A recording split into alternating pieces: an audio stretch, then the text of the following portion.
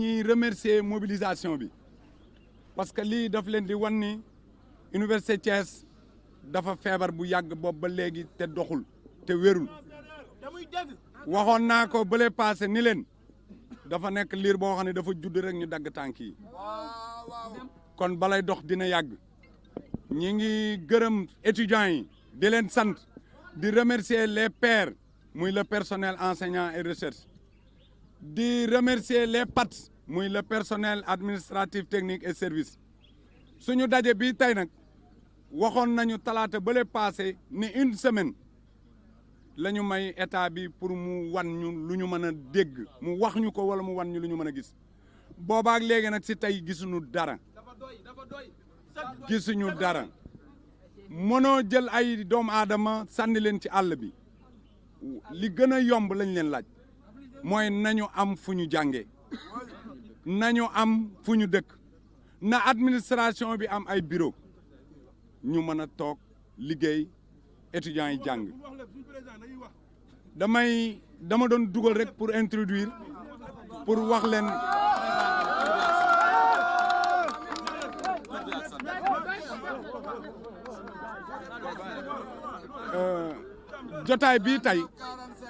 jotaay bii tey dafa nekk jotaay boo xamante ni foog mu mel nii parce que dañu dajale juróomi coordination muy coordination des syndicats PATS muy ñaari syndicat coordination des syndicats pairs muy ñaari syndicat ak conférence amicale étudiants yi ñuy 5 entités yoo xamante ni ñun ñoo daje fi tey kaddu gi nag dañ ci doon présenté wu rek man maa ngi tudd Saliou Thiam maa ngi nekk rectorat man maay coordonnateur coordination wu syndicat bi.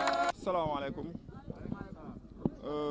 maa ngi tudd Alioune Badara Diop je suis le président de l'amicale de l'UFR sciences et technologies li ñu dajale fii tey fii ñun ñëpp ñu dajaloo fi xam nañ ko mooy lan xare Badar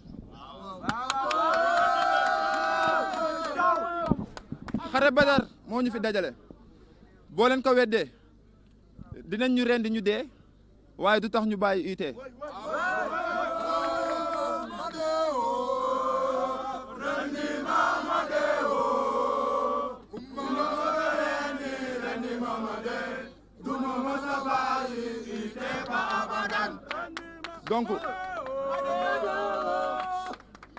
donc ñi fi taxaw ñëpp xam nañ li xew mooy depuis 2015 intersyndical bu Badiale pairs yi PATS yi ak étudiants yi xeex nañ pour université bi taxaw naam taxawoon na waaye li ko Thiam waxee dañoo mel ni ay liir yoo xam ne dañoo judd rek ñu takk suñuy tànk taxaw na waaye ci wax la yam ndax Malick Sy lañ doon jàngee wala ñuy jàngee Pout wala école polytechnique te loolu ba léegi jógewu fi bu ñu nëbbante bu ñu fenante dañu waxante dëgg bi mooy université de Thiès naam mi ngi def ay résultats ñëpp a ngi koy dégg ci Sénégal ñëpp a ngi koy dégg ci àdduna bi te wax naa bu yàggul dara rek ne mun nañ dem méngaloog yenn université yu gën a mag ci àdduna bi dëgg la waaye amul benn accompagnement dañ ñoo bàyyi ak suñu bopp état bi nga xam ne mooy kilifa yi dañoo bàyyi ak suñu bopp te kilifa bis bu demee ba amatul kàddu ci këram na xoolaat boppam wala mu jug dem yoonam li ma ciy dolli mooy chantier yoo xam ne démarré na depuis 2015 pour plus de 5 milliards mënul pare est-ce que loolu c'est normal est-ce que xaalis chantier boo xam ne ni démarré na gën a néew xaalis ci chantier yi nga xamante ne moo démarré Sénégal yëpp pare ba mu des moom loolu lu ko waral stade yaa ngi fi arène nationale mi ngi fi ak yeneen fii la fekk chantier université de Thiès yi mënul terminer ba léegi dañ lay wax ay chantier d'épuration dañ lay wax ay station d'épuration tey ñu ne la fay ñu entrepreneur bi loolu suñu yoon nekk si ñu ne lu ñu lijjanti mooy suñuy étudiant am fu ñu dugg bay jàng lu ñu lijjanti mooy képp ku tàggoo seen kër ñëw pour jàng nga mën a jàng li ñu bëgg mooy ku xiif mën a lekk lu ñu bëgg mooy ku feebar mën a faju lu ñu bëgg mooy ku wàcc mën a tëdd nelaw ci xel mu dal boo xëyee reprendre say études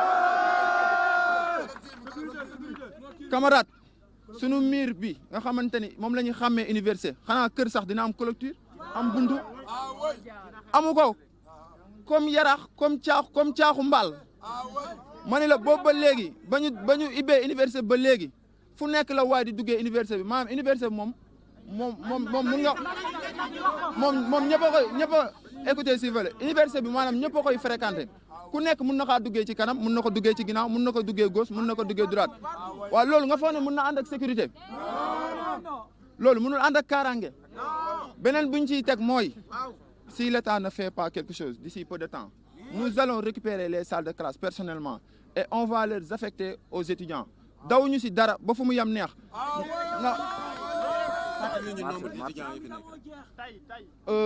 tey ñun conférence bi yëpp ñoo teew maanaam UFR bu nekk indi na ay représentants am UFR bu nekk ñëw na teew mettre lii ndax lii concerné wul UFR 7 kese wala UFR 16 kese wala ESI wala ENSA mais ñëpp la concerné parce que université de Thiès mag mu feebar la foo laal day metti te juddoogul donc li ma ciy teg mooy tey lii rek dañ kaa jiital rek maanaam yan kii la rek teñ bi la yan bi ñëwagul ndax waxoon naa leen ci digg bi ci jëlbeen bi ne leen xare badar la ñu diggee duñ ci daw dara suba incha allah dinañ déparé fii ci Thiès dëgmal Diamniadio lu taxaw suñu kanam ñu dindi ko bañ ñu ci dara.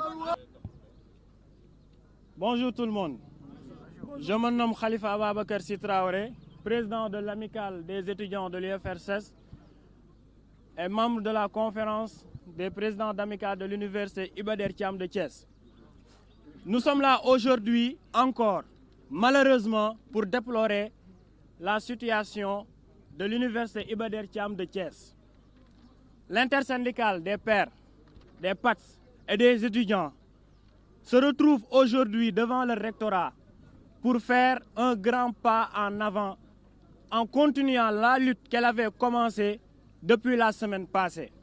Comme vous le saviez, on vous avait parlé de nos problèmes, à savoir un manque total de salles au niveau de cette université qui se réclame être une université d'excellence et qui l'est malheureusement, de par sa propre compétence. De l'absence de la sécurité, de manque de personnel qui pourront assurer carrément les cours de ces étudiants. L'université de Thiès est une université qui souffre. Aujourd'hui, quand on parle de population, quand on parle d'une nation, on pense à sa jeunesse. Mais de quelle jeunesse? De la jeunesse instruite, de la jeunesse qui est encadrée, qui est éduquée et qui est accompagnée pour pouvoir relever tous les problèmes ou bien tous les maux qui pourront engranger sa population. Mais l'université de Thiès est une université qui n'attend rien de l'État. Nous avons fait partie des meilleures universités du Sénégal. Nous avons gagné les prix de l'innovation. Nous avons fait tant d'autres. Nous avons créé des programmations qui, au niveau international, ont été compétitifs. Nous avons eu des retours exaltants des autres universités. Mais qu'en est-il de cette université?